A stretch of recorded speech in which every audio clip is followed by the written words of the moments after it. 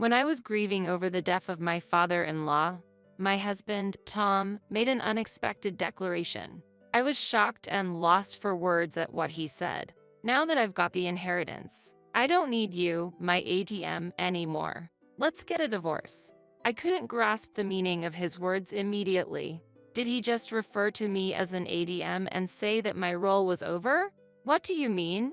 When I asked back, Tom, with a satisfied smile, explained proudly, I got an inheritance of $11 million from my dad. So, I don't need you anymore. Then he poured out his complaints about me. Do you know how uncomfortable I've been? Despite my expectations for the arranged marriage pushed by my dad, I was disappointed when a modest woman like you showed up. If that was the case, he could have simply declined the marriage. I never forced anything on him, nor did I actively pursue him. Being accused as if I were the perpetrator was unpleasant. Then why did you marry me?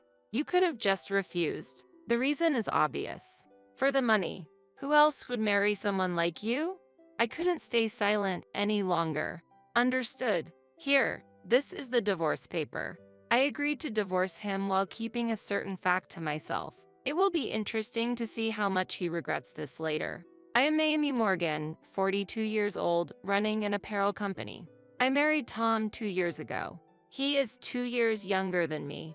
Our marriage began with an arranged meeting. He was the only son of Mr. Morgan, the president of the company I had long been doing business with.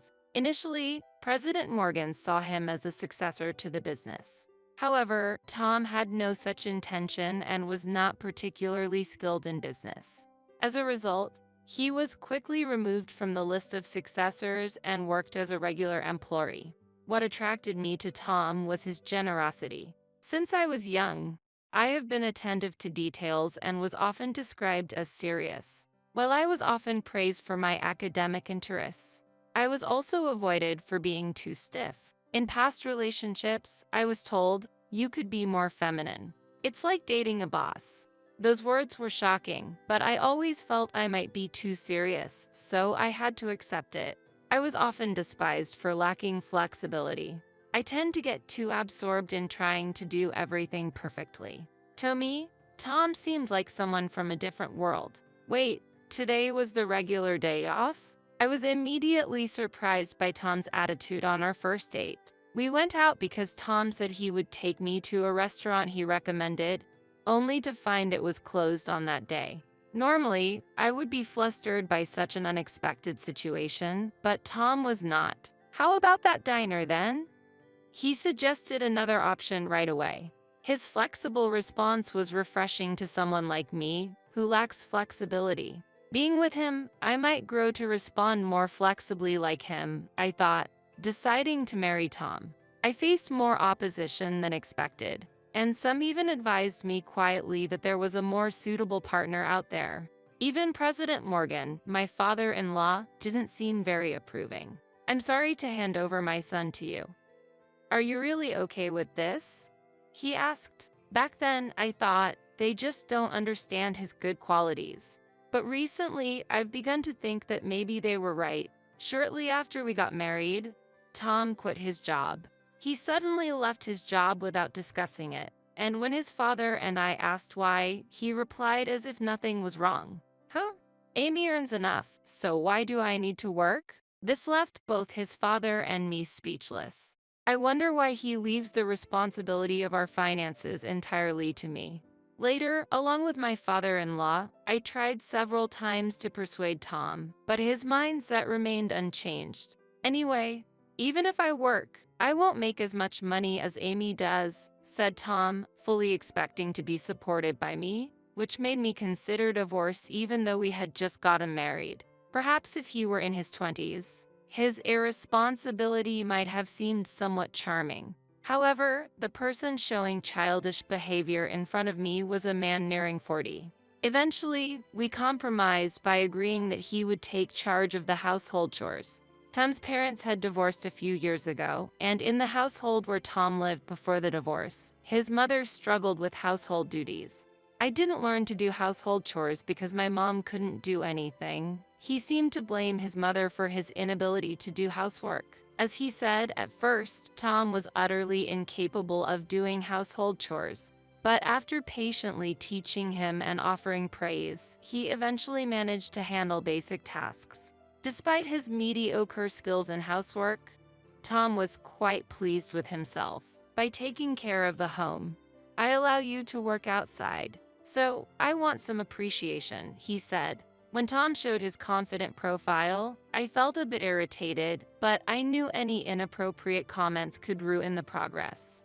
Right? I'm genuinely saved by your support, I replied with a wry smile. Though there were frustrating moments, I felt we were getting along fairly well overall. A year after our marriage, a change came into our lives. My father-in-law adopted a child. He's a 9-year-old boy named David, who seemed like any ordinary kid. My father-in-law is a man who doesn't engage in unnecessary actions. When we were alone, I asked him about the sudden adoption. While keeping it a secret, he revealed the reason. David was the son of a subordinate with whom he had a deep friendship. There had been interactions between the families, and for my father-in-law, David was as precious as a grandson. I just want him to be happy. Recently, David's parents died in an accident. They had married almost eloping when they were young, and David had no relatives to turn to. Hence, going to an institution seemed unavoidable. I don't know if David will feel happy living with me, but if he wishes, I'd like to live with him. That's why he decided to adopt David. That's a decision typical of you, sir. Tom and I don't have children, so we have relatively more freedom with our time. Please let us know if you need any help. My father-in-law showed a grateful smile to these words. Fortunately, he sometimes asked for help as I had suggested. We took care of David only when he couldn't return home from work or had unavoidable commitments. Initially, David was somewhat nervous, but he soon became attached to us. He appears to have a very friendly nature. Or perhaps, he's trying his best to adapt to the new environment. Contemplating his feelings, I was filled with complex emotions. On the other hand, Tom seemed not to favor this situation much. He hadn't shown much enthusiasm about welcoming David. It's understandable to have mixed feelings about his father bringing an unknown child into the family. But after a thorough discussion with Tom, it turned out he was only concerned about one thing. What's the intention behind adopting? My inheritance might get reduced because of the division. I thought I would have it all to myself. Hearing this, I couldn't hide my surprise. Tom's concern was not about David's feelings, but about the potential reduction in his share of the inheritance. I'll have a talk with Dad. I can't accept this. After making that statement, Tom went to have a direct conversation with his father. When Tom returned, he was in a cheerful mood, contrary to my anxiety. Seeing Tom smile, I cautiously asked, "How did it go?" "It's all good. It won't affect my share." "Really? How come?" I thought that an adopted child would have the same inheritance rights, so I was puzzled by his words. Tom explained with a hint of pride. Dad said he'll have David renounce his inheritance rights. Well, of course. I'm his only son, after all. Considering how much his father loved David, it seemed unlikely that he would leave him with nothing. I felt something was off but couldn't quite put my finger on it. Though I was not convinced, Tom was relieved and happy on his own. Well, if my father-in-law said so, there must be a reason. Anyway, his father was still in his 60s. Worrying about inheritance should be a concern for the future. In fact, there was a higher chance that I would divorce Tom before his father's passing. With these thoughts, I remained relaxed. However, that time came sooner than expected. A year later, my father-in-law passed away in a traffic accident. I hadn't imagined losing him so soon. I had known his father longer than Tom had, and he was a person worthy of respect, both in business and personal life. When I heard the news, I couldn't stop my tears due to the profound sense of loss. With swollen eyes and a headache, I arranged the funeral. Tom was supposed to be the chief mourner, but he appeared to be in a daze, showing no signs of grief. He was probably still in shock from the sudden loss of his father. I had the responsibility to ensure his father's final send-off was done with care, so I endured my tears. During the funeral, it was particularly hard to see David crying, even though I was also deeply hurt. Meanwhile, Tom still showed no tears. At that point, I began to sense something was amiss. Tom seemed restless rather than mournful. Sometime after the funeral, the reason became clear. "Tom, why don't you seem sad about your father's death?" The conversation, which started out of concern for Thomas' lack of tears, led to an unexpected response. "Well, of course, I'm sad, but the joy overwhelms that sadness." Could it be overflowing joy? What? Amy, do you get it? Dad was a company president. It's clear he had assets. How much do you think he left behind? What? It was a merciless revelation. I had noticed his vacant expression, but he had been laughing about the inheritance even before the funeral, without any sorrow for his father's death. No way. How can you think like that? It's obvious. My parents were divorced, and my mother has no right to inherit. I'm the only blood-related child, and since David will renounce his inheritance, well, it all goes to me. How could I not be happy? Tom's face had a restrained smile. Looking at him, I felt an urge to lash out. He was genuinely delighted about his father's passing. Unbelievable. That's heartless. Say what you want. I felt a strong desire to leave the room. But before that, there was something I needed to tell Tom related to David's situation. After my father-in-law's death, it became temporarily my responsibility to take care of David. If the situation remained unchanged, he would eventually be sent to an institution. I had a strong desire to raise him with my own hands. About David, "Oh, you can take him. No problem at all," Tom surprisingly agreed smoothly, which shocked me. He added with a smile, "What you want to do is up to you. You have nothing to do with me anymore." What?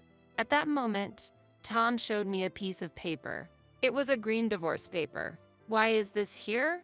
His words shocked me, leaving me speechless. "I have an inheritance now, so I no longer need an ATM like you. Let's get a divorce," he said. I couldn't grasp the meaning of his words immediately. Did he just call me an ATM and say that my role was over? "What do you mean?" Tom, smiling contently, explained.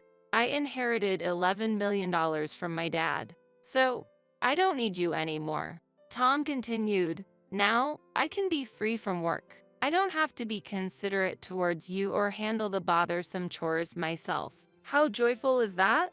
While saying this, Tom didn't hide his happiness. Witnessing his behavior, I felt deep disappointment. The inheritance was money obtained through my father-in-law's death. Yet, he was excited as if he had won the lottery. I had already sensed it, but now there was not a trace of sorrow or mourning for his father in Tom. He seemed genuinely immersed in his joy.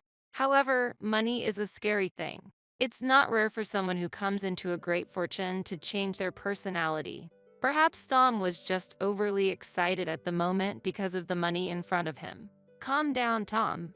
Let's talk." Saying this, I placed my hand on his shoulder, but Tom brushed my hand off and yelled at me angrily. "Shut up, you uptight woman." Uptight? I married you because of my dad's introduction and because you were a female president. I've always felt suffocated around you. It's been hard. Thus, Tom continued to unilaterally express his grievances. "Do you know how uncomfortable I've been? Despite my expectations for the arranged marriage pushed by my dad, I was disappointed when a modest woman like you showed up. If that was the case, he could have simply declined the marriage. I never forced anything on him, nor did I actively pursue him. Being accused as if I were the perpetrator was unpleasant. Then why did you marry me? You could have just refused. The reason is obvious. For the money. Who else would marry someone like you?" Tom wore a sneering smile. "Essentially, he got married to me because of my wealth." Prefacing that it was all in the past, Tom revealed a shocking truth. "Actually, I had a significant amount of debt." "What?" "My dad said if I married you and changed my ways, you would take care of that debt. With such an offer, how could I refuse marriage?" So, Tom never loved me. He married me solely for financial reasons. Well, it wasn't fun, but thanks to you, my debt is cleared. I'm grateful. Seeing Tom laugh loudly and crudely, I made up my mind. I will no longer have any association with him. I also held back the final advice I wanted to give him. It was swallowed in my decision to move on. And so, I quietly began to fill out the divorce papers. My pen moved smoothly, without hesitation. Tom seemed a bit surprised by my decisiveness to go through with the divorce. Are you really going through with the divorce? Yes, this is the completed divorce paper. After completing the form, I felt a certain sense of fulfillment. Now we are strangers to each other, right? Now it doesn't matter what happens. Whether you're with that kid or I'm with a new girlfriend, it's all free. Seeing Tom happy, I at least understood that he hadn't been unfaithful during our marriage. I had no suspicions, but that was one point in his favor. If you're this happy, maybe we should have gotten divorced earlier. I had no choice. I needed the money. I watched as Tom put the divorce papers in his bag and hurried out of the house. Living in this house where I had shared life with Tom and continuing there with David didn't feel right. I decided it was best to start anew. It felt like the perfect timing to move then, so I decided to sell the house. I preferred to live closer to my parents' home. It would be a support system for both David and me. David would have to change schools, but he consented, saying, "It's no problem." Though there was a bit of sadness, this allowed me to freely proceed with looking for a new place. After carefully considering many options, I made a decision. The most crucial factors were easy access to my parents' home and a good location. The price was high, but considering David, I was confident it was the right choice. David came along to view the property and was thrilled, exclaiming, "This is luxurious." The rooms were spacious, and the interior had a thoughtful design. There was ample storage space, and to my surprise, there was also a pool. I didn't need a pool myself, but David was very excited about it. Wow, amazing. If David is happy, that's enough for me. And so, we moved to our new home. At first, we both took time to get used to it, but gradually the new house became our place of solace. Then one day, I received a message from Tom. He seemed very troubled and wanted to meet urgently to apologize. I had a rough idea why he was making such a proposal suddenly, though I had the option to ignore him. I decided to meet him since he insisted. I left David with my mother and headed to the diner I had chosen. Tom appeared to have arrived before me. Sitting in a corner of the diner, he looked pale as if he was about to cry. "Amy," as he stood up upon seeing me, I looked back at him coldly. "What do you want? We're strangers now." "Please don't say that. Actually, Dad had debts." "Damn, I never thought Dad would." "What about it?" "You received an inheritance of $11 million, right? Just pay it off with that." "Well, the thing is, the debt is more than that." It turned out the debt exceeded the $11 million inheritance. As a result, Tom, who inherited both the assets and debts, was now burdened with the debt. I didn't sign up to inherit debt. Tom looked downcast. "Please, Amy, you must have some decent money, right? We were once married, so can't you help me?" Tom pleaded with a servile smile. Did this man not remember what he said before? After looking down on me and calling me an ADM? Why would he ask for help from me then? It's quite something that he's even reached out to me. Over the phone, he said he wanted to apologize in person, but he hasn't apologized yet. You really despised our marriage, didn't you? You said you regretted it, so why are you asking for help now? Well, at that time, I never thought things would turn out like this. His nonchalance is astounding. He thought he no longer needed my money, but when he needed it again, he crawled back to me. Unfortunately, I can't meet your expectations. I don't have any money. What? No, I know your business is doing well. You're lying. He was in a difficult situation because of his own actions, and he shouldn't even complain to someone unrelated like me. I'm not lying. I just don't have the spare funds to lend to you. Even an ADM won't give out money if there's no prospect of getting it back, right? Tom seemed to remember what he had previously said to me and looked a bit guilty. Still, he didn't apologize, too full of pride. Why are you so cold? Don't you care about me at all? Remember what you said at the divorce? Once we divorce, we're strangers. We have nothing to do with each other, that's what you said. I couldn't understand why he acted like he was the victim. His brazenness was astonishing, as if he has a special talent for forgetting inconvenient truths. I then played back his words from that time. Yeah, I might have said something like that, but I didn't mean it, you know? I never imagined things would turn out like this. Tom leaned on the table, looking dejected. I hoped there was something left, but Dad's lawyer said I am not the beneficiary of his life insurance. I see. Haha. My laughter made Tom look at me in surprise. Don't tell me, Amy. Did Dad leave something to you? No, not to me. Why did you laugh, then? I just felt a bit sorry for you. Life insurance is one way to avoid inheriting debt. That's why my father-in-law had David renounce his inheritance and used life insurance to leave something for him. In fact, it turned out David was the beneficiary of the life insurance. Is that all you wanted to talk about? If there's nothing else, I'm leaving. There's nothing I can do for you. Wait, can we start over? I was just confused because of my dad's issues at that time, but you were always focused on money, weren't you? I see right through you. Tom tried to deny it, but I was no longer going to be deceived. After all, I owe him nothing anymore. Sorry, someone important is waiting for me at home. With that, I left the diner. I heard Tom crying out behind me, but to me, it was just irrelevant noise. I needed to hurry home. David might be waiting for me, hungry, or maybe he's already eaten. I hurried towards the station. I don't know much about Tom's current situation, but I heard he's juggling multiple part-time jobs to pay off his debt. He couldn't get hired as a full-time employee anywhere due to lack of qualifications and motivation. Once, while on my way to a client, I saw Tom working at a store. He looked significantly older and exhausted, a stark transformation caused by his previous lifestyle of relying on others' finances. I feel no sympathy for him. On the other hand, David and I are living peaceful days. We have arguments and disputes sometimes, but I take it as a sign that David is opening up to me. I plan to support him until he becomes independent. That's the last wish of my father-in-law and my current purpose in life.